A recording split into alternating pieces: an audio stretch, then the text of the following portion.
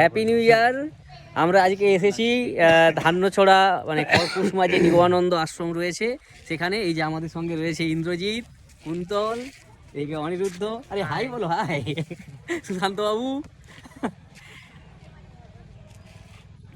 আমরা উইদাউট টোকেনে খাওয়া দাওয়া সেরে ফেলেছি, কোনো সমস্যা নেই।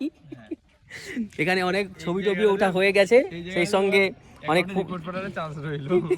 এতক্ষণ ঠিক ছিল, ভিউজটা হচ্ছিল, এই যে উইদাউট খেয়ে নিয়েছি এইখানে একেবারে রিপোর্ট পড়ে লক করার চান্স হবে। আমাদের ঘোরাও। হ্যাঁ, কুন্তল কিছু নমস্কার, আপনারা সবাই এটাকে আসবেন।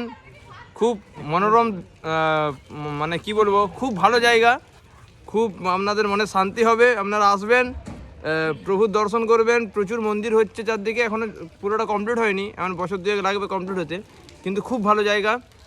আপনারা আসবেন, উপভোগ করবেন এবং ভোগটা অবশ্যই খাবেন। ধন্যবাদ।